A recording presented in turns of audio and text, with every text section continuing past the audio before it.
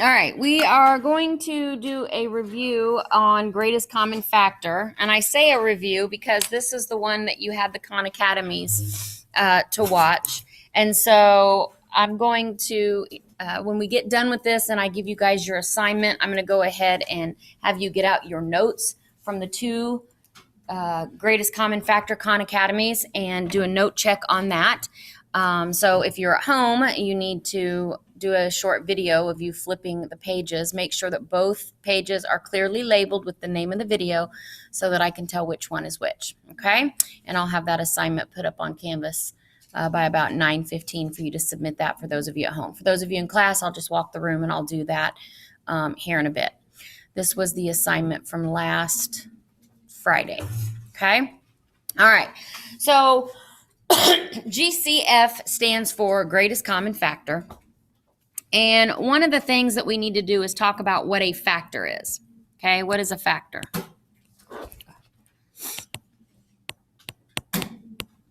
So if you have a number like, say, do an easy one, do 6. Okay, factors of 6 are any numbers multiplied together that give you 6. So in this case, we could say that 2 and 3 are factors of 6 because 2 times 3 equals 6. Okay. Now, every single number has a factor of 1 in itself. We don't do that when we look at, well, I shouldn't say we don't. If they're all the exact same number, if you had nothing but 8s all the way across, then obviously 8 would be the greatest common factor of those numbers. But if all the numbers don't match, then you're not going to really think about 1 in the number. You're going to think about all of the other numbers that break down to multiply up to that number. Now, I picked 6 because it's a very basic number. You can take a number like 8, and if you factor 8, and we're going to do these factor trees here in like a week or so, I think. But I don't know if you guys, some people did caking. Did you guys cake or do factor trees? Both. Okay, good. I prefer the factor tree, but I understand the caking. I've never heard of it before, and I had a student show me, and it makes perfect sense. I've seen a couple of students kind of go off when they try to do the caking, and they kind of get lost. But I don't care which way you do it because both ways get you to all those factors. But if you break down 8 into all of its ways you can multiply to get 8, you can start with 2 and 4. Now, 2 is a prime number, so you're done there. And then you could go down and factor 4 into 2 and 2. Okay? So you could say that 2 and 4 are factors of 8. But you could also, you can drop this 2 down, you could also say that 3 2s are also factors of 8. And along that line, no matter what level you're at, okay, those numbers are factors of the big number. So if I was to look at 6 and 8, and I ask you what is the greatest common factor, what is the one factor that they both have in common? They both have a 2.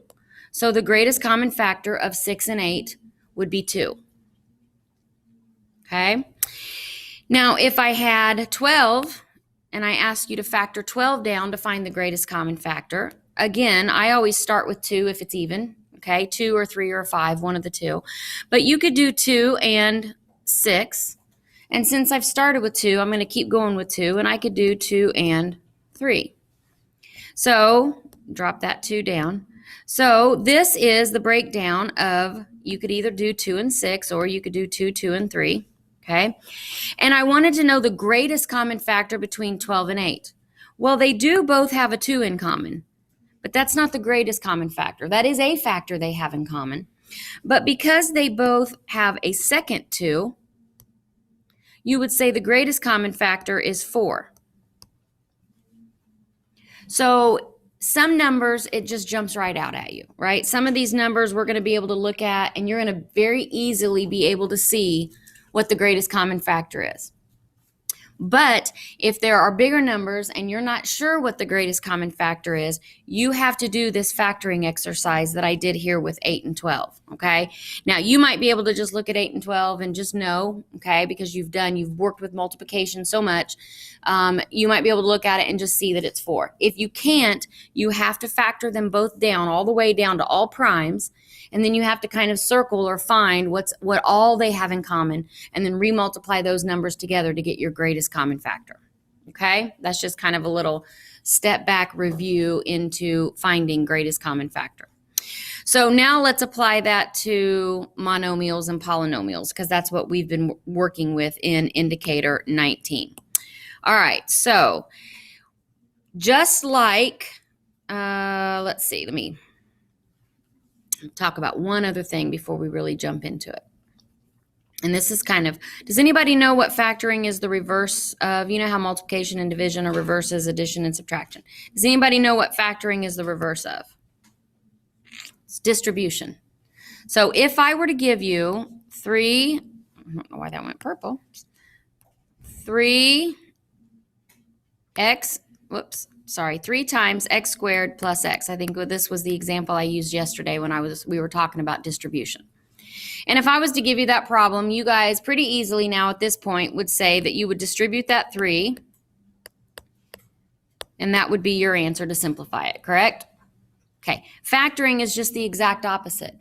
I'm going to take out, here the 3 is on the outside, and we've learned to distribute it.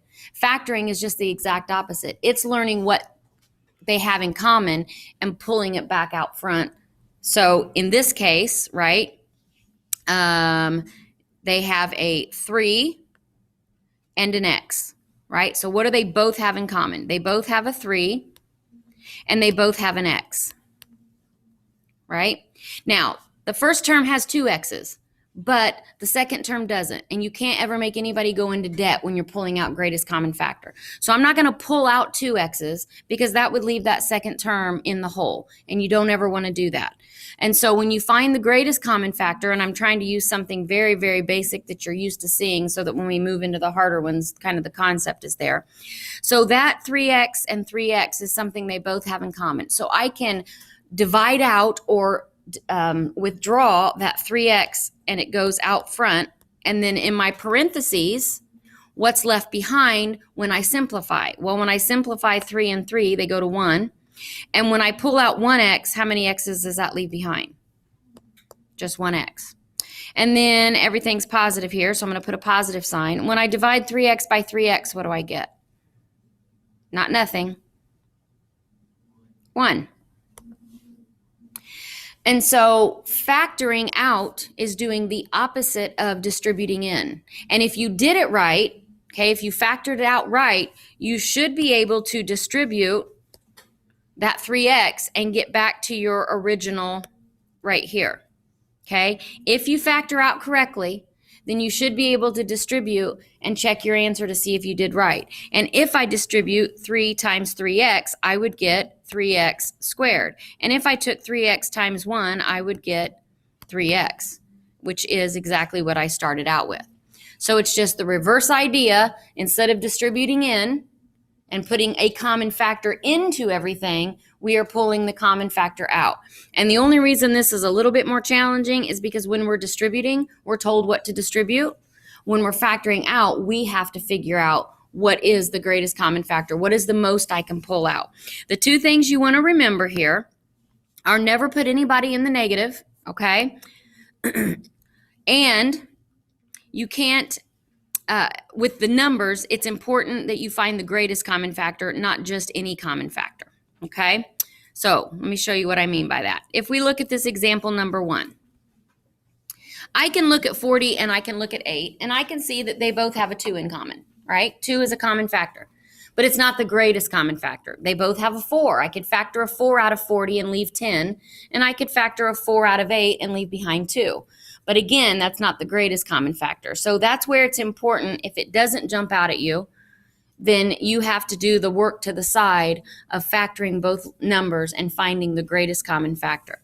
And in this case, and here's what, and I say this all the time, okay, if you don't do your homework and your quiz like I show you in your notes, you don't get credit, Okay, so do I know that photo math will give you the answer? Yes, I do. Okay, but if you don't show the work that I show you in class, you don't get credit. Okay, and that's for at home, that's for in class. That's pretty straight across the board. All right, so here's the way I want you guys to do this. You're going to build your greatest common factor. So here's what we're going to do. We're going to put a line under this first term, and we're going to put a line under the second term. Okay, because once we have built a greatest common factor, we're going to divide both terms by that greatest common factor. We're going to divide it out. So I have to first look at the numbers and ask myself, what do 40 and 8, what's the greatest common factor that they have in common? And in this case, it's the number 8. Okay, I can divide 40 by 8. I can divide 8 by 8. So that means they both have an 8 in common. Now, I want to keep my greatest common factor positive. Okay, just because the 40 has a negative in front of it, don't let that change this step. Okay, so the first step, and if you're a step writer, that's fine. Your step writer is that you're going to build your greatest common factor. That's your first step. Okay, and that's what we're doing here.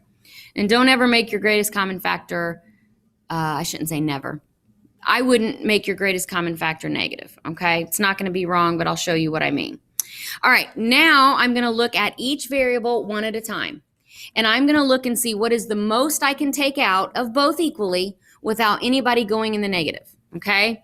And if you think of it just in terms of, you know, if I give Aiden 5 apples and I give Gage 6 apples, and I say I want you both to hand me the exact same number of apples, right? Can they both hand me 6?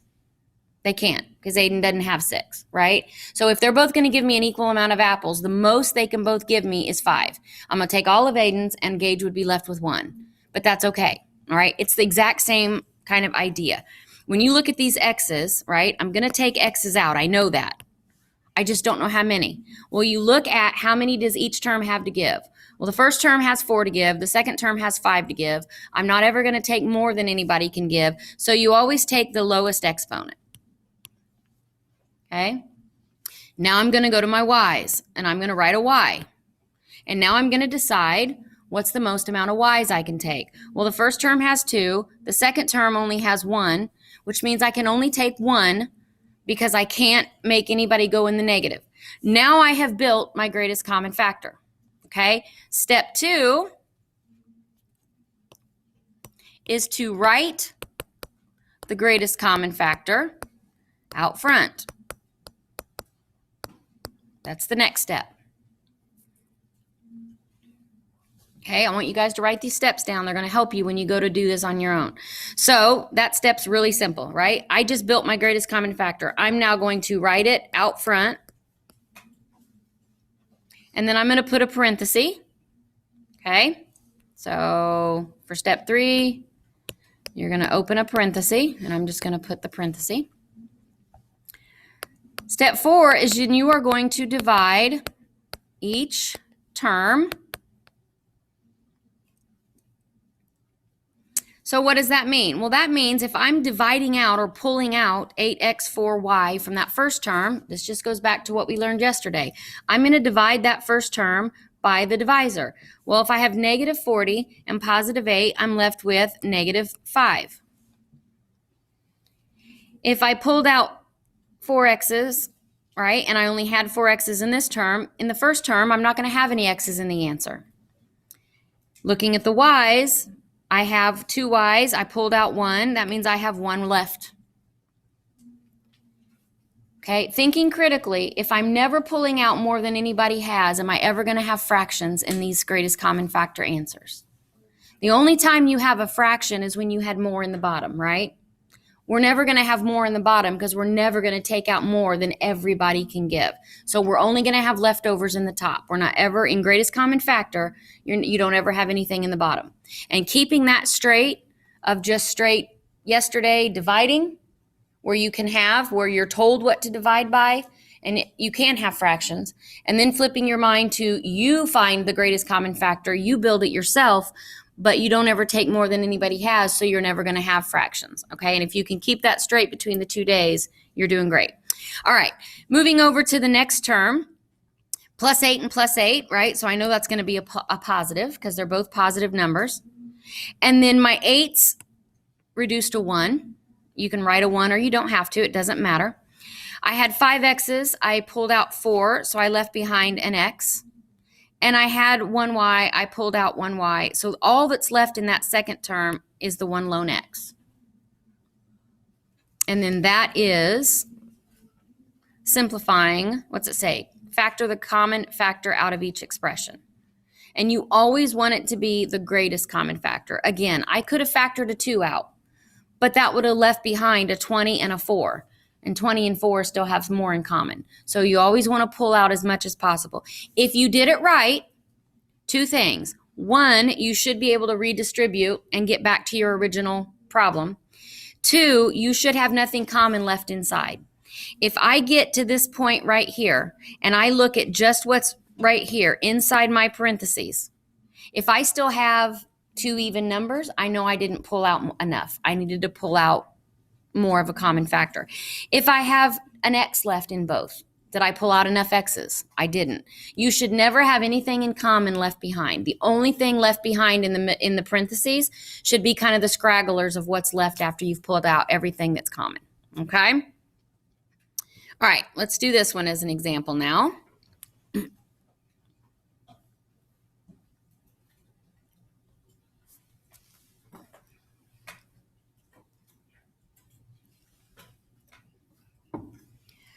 First step is to draw a line under, let's do that in black. First step is to draw a line under each one of the terms. And you can write the greatest common factor once at first and then write it more, or you can write it all at one time. It doesn't matter to me. I'll show you what I mean. So looking at just the numbers, I've got 45, 45, and 5, right? What's the greatest common factor between those 3 numbers? A 5. So okay, I know that part of my greatest common factor is going to be a 5. Now I look at my variables. I have R5, R4, R3. So I know I'm going to pull an R out because they all have an R to give. Now I have to decide how many. What's the most I can pull out and not make anybody go negative? 3. So I'm going to put my little 3 here. I have now built, because that's the only variable there is, I've now built my greatest common factor. Step 2 was to pull that out front. So I write my greatest common factor out front. And now this step is just what we did yesterday. It's just reducing each one by itself, right? So 45 divided by 5 is 9. R5, I took away R3. I left behind 2 of them. Going to the next term, negative 45 and 5 is going to give me a negative sign. 45 divided by 5 is 9. I had 4 R's. I took away 3. I left 1 there. And in my last term, negative 5R cubed, and I divide by 5R cubed. What's left behind? A negative 1.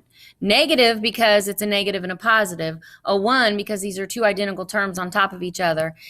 And again, if you have, just like yesterday, if you have 3 terms in your original problem, inside your parentheses, you should have 3 terms left over. Even if that is just a 1 because you took everything out, it doesn't really leave behind nothing. It leaves behind a 1. Okay? And again, if I were to redistribute this, 5 times 9 is 45. R3 and R2 is R5. So I get back to that original term. Let's see. We'll just build this greatest common factor, but we won't work this one all the way through. Now, this is one where the greatest common factor may not jump right out at you, and that's okay. Okay? So, and it may. Either way, it doesn't matter. They're both even, so I know that I could pull out a 2. But you want to look even further than that and look, could I pull out more, right? You go to your lowest number, which is 12. Are they all divisible by 12? That's a nice place to start, because if you've got like 12, 36, and 48, then they're all divisible by 12. So go to your smallest number and ask yourself, can everybody be divided by 12? No. So that takes 12 out of the running for the greatest common factor. Then looking at 12, you think of factors of 12, right? 2 and 6. We know everybody's divisible by 2, but that's awfully little. Let's look at 6. Well, we can't divide 28 and 40 by 6. Well, then you think of 12 as 3 and 4. Okay? Is everybody divisible by 3? No, the 40's not. And is everybody divisible by 4? And that's where you land as your greatest common factor. If you cannot do that mentally, all right, and it's no big deal if you can't, I want to show you when it doesn't jump right out at you, I want to show you what you need to do. You need to do, right, 2 and 20, 2 and 10, 2 and 5. So I now found my greatest common factors of 40 to be 2 times 2 times 2 times 5. Okay, those are the factors of 40. Then I go to 28, and I do the same thing. 2 and 14, 2 and 7. You notice I always start with 2 if they're even because it's easy. Okay, if 2 doesn't work, try 3. If 3 doesn't work, try 5. It has to be a prime number for this to work. Okay, you always want to do a prime number. All right, so my factors of 28 were 2, 2, and 7. And then if I go to 12, right, 2 and 6, 2 and 3. And so my factors of 12 were 2, 2, and 3. Then looking at what they all have in common, they all have a 2. We knew that. They all have a second 2. Great. This one has a 5. This one has a 2, but the 28 doesn't have a 5 or a 2. None of them have a 3. So that's where it ends, right? Your greatest common factor are the two 2's remultiplied together. It gives you 4. So if the greatest common factor doesn't jump out at you, it doesn't take a whole lot of work off to the side. It just does take work off to the side to factor them all and find what it is they all have in common. All right, so we now know it's a 4. So we're going to put a 4 here, here, and here. Okay, now we look at the variables. Okay, they all have a p, so I know I'm going to pull at least one p out. And then I have to decide how many p's. Well, I have 7, 5, and 2. So what's the most I can pull out? 2. And now I've built my greatest common factor. I pull it out front. Now again, right, negative 40 divided by 4 is negative 10. I had 7 p's, I took 2, so I left 5 in that one. That reduces that one. Then I go to the next one. I have negative 28 and positive 4. That's negative 7. I had 5 p's. I pulled out 2. I left behind 3. That reduces that one. And then positive 12 and positive 4 is going to be positive 3. 2 p's, 2 p's. If you pulled out enough, you should always have 1 without that variable. Because if I was left with a p with the 3, that means I could have pulled 1 more out. Okay? I want to jump to ones with multiple variables. So let me decide which one I want to do. Hang on. Don't write one down until I decide which one I want to do. Nope, that's not what I want. Greatest common factor, notes. All right, we're going to do 5 and 6. All right, so I want to do this one. And I hate P's, Q's, and R's. I will just tell you this right now because I think they all look alike. But I have to expose you to them because you will see them on quizzes and tests.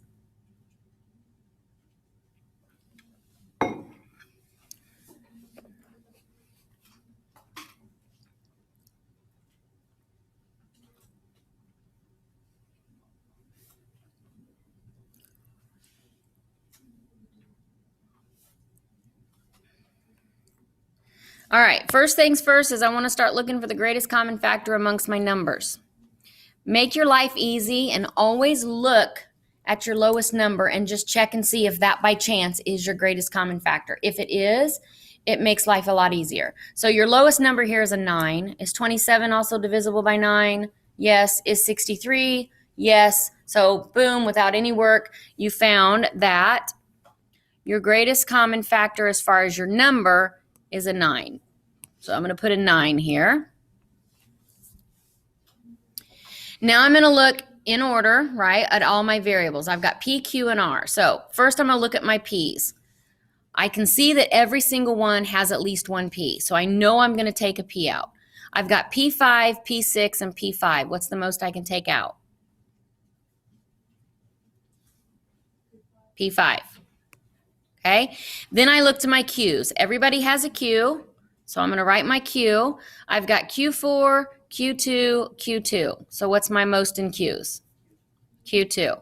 Now I'm going to look to my R's. Everybody has at least one R, so I know I'm going to pull an R out. I've got R5, R5, R4, R4. Now I'm going to go ahead and write this greatest common factor under everybody now that I've built it. because I'm going to have to divide everybody by that. All right, so I've built my greatest common factor. My next step was to write that out front. So 9, P5, Q2, R4. Okay, I pulled that out front. Now the next step is to reduce each one of these individually, leaving behind inside the parentheses. So 27 divided by 9 is 3. P5 and P5 reduces to 1. Q4, I took 2 away. I'm left with 2 of my Qs. And I had 5 R's and I took 4 out, so I left behind an R. That one's reduced. Now I go to my next one. 9 divided by 9 is a 1. You can put the 1 or not. It doesn't matter. My P's, I had 6. I took 5 away, so I left behind a single P. My Q's were Q2 and Q2, so I don't have any Q's left in that one. And then R5 and R4, I left behind a single R. Okay, that one's reduced. Now I go to my next one. Negative 63 and positive 9 would give me negative 7. P5 and P5 cancels to 1. Q2 and Q2 cancels to 1. And R4 and R4 cancels to 1. So 7 is the only thing left behind there.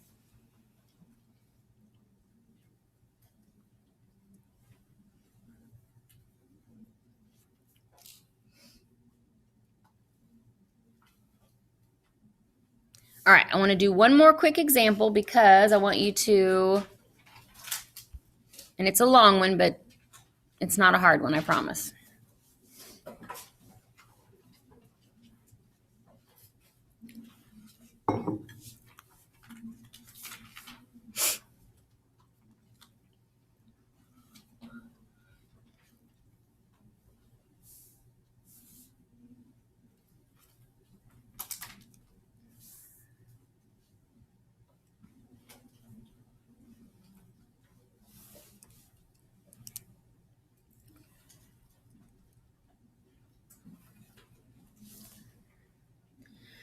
All right, this is one that it may not jump right out at you what the greatest common factor is. I always look at my smallest number, which here is a 40. I can already tell that those other numbers are not divisible by 40. So 40 is not my greatest common factor, so I got to go a little bit smaller. If it doesn't jump right out at you, just factor them.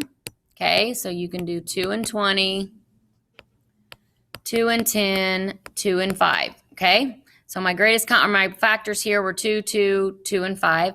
72, again, right, 2 and, is that 36?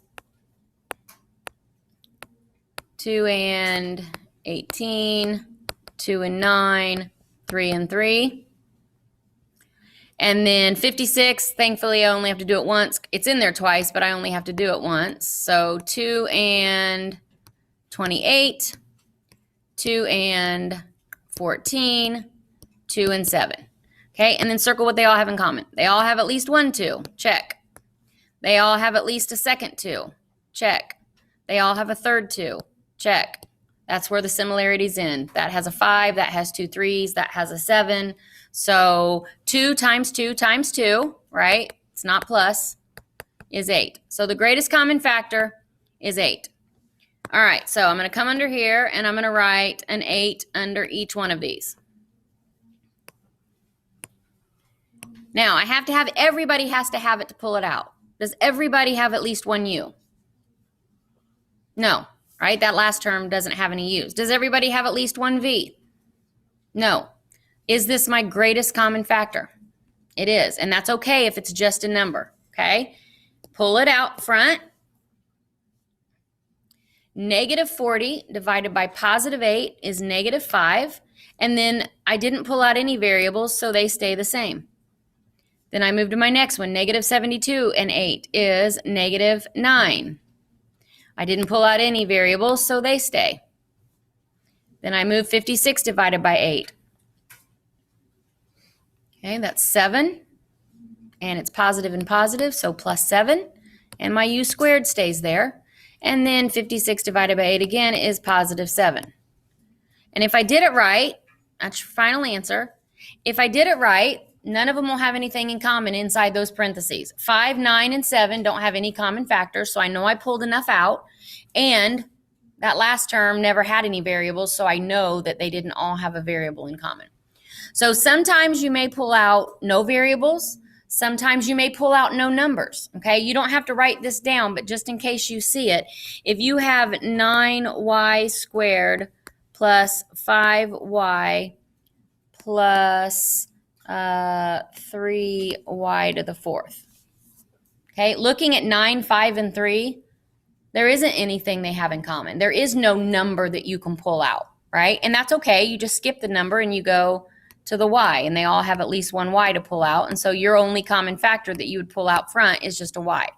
So sometimes you might have numbers in common. Sometimes you might have just variables in common. And sometimes you're going to have a mixture of numbers and variables. As long as you do the number first, and then you go through the alphabet in order and just check every variable, you'll always pull out that greatest common factor. And once you do that, the division is kind of back to the basics, even all the way back to indicator 17. Okay? All right. I've got a couple of things I want to hand out to you. The first one is the assignment for today, which you obviously will not be able to turn in on Thursday. So you will be turning 2 things in on Thursday. I will not be here on Thursday. So everything needs to be put in the tray. When I come in on Friday morning, before you guys get here, I'll go to the tray. I'll pull everything out. As long as it's in the tray by the time I'm here Friday morning, I'm going to assume you turned it in on Thursday. Okay, you're going to have 2 things to turn in. The first one is this assignment, 19.3, greatest common factor, what we just did.